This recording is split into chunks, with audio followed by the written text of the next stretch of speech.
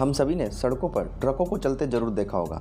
ये कहना गलत नहीं होगा कि ट्रक ट्रांसपोर्ट बिजनेस के सपोर्ट सिस्टम होते हैं। आपने सड़कों पर एक से बढ़कर एक शानदार और वजनदार ट्रक जरूर देखे होंगे। ज़्यादातर ट्रकों में 4 या 6 पहिए होते हैं, लेकिन आपने कुछ ऐसे ट्रक भी देखे होंगे जिनमें 6 से ज़्यादा पहिए होते हैं। और अगर आपने गौर किया होगा तो कभी कभी उनमें से कुछ पहिए ऊपर उठे हुए होते हैं और ट्रक 6 पहियों पर ही चल रहा होता है। तो आखिर ये टायर लगाए क्यों जाते हैं? क्यों इन टायरों को सड़क से ऊपर उठाकर रखा जाता है? इन सारे सवालों का जवाब हम इस वीडियो में आगे देंगे, लेकिन वीडियो में आगे बढ़ने से पहले वीडियो को लाइक कर दें और अगर आप चैनल पर नए हैं तो चैनल को सब्सक्राइब कर लें। साथ ही नोटिफिकेशन बेल को ऑन कर लें ताकि आप तक हमारी वीडियो की नोटिफिकेशन सबसे पहले पहुंचे। तो आइए शुरू करते हैं। दरअसल ट्रकों का इस्तेमाल भारी भरकम चीजों को एक जगह से दूसरी जगह ले जाने के लिए होता है। वजन उठाने की क्षमता के अनुसार ट्रकों में टायर लगाए जाते हैं। ज्यादातर ट्रकों में 4 या 6 टायर होते हैं, लेकिन जिन ट्रकों का इस्तेमाल बहुत भारी वजन ढोने के लिए किया जाता है उनमें 6 से ज्यादा टायर भी लगाए जाते हैं। ज्यादा टायर वाले ट्रकों में जो टायर हवा में होते हैं उन्हें ड्रॉप एक्सल कहा जाता है। जब ट्रक में लोड नहीं होता और अतिरिक्त पहियों की जरूरत नहीं होती तो एक्स्ट्रा टायरों को उठा दिया जाता है ताकि टायर खराब ना हो, साथ ही ट्रक की स्पीड बढ़ाई जा सके।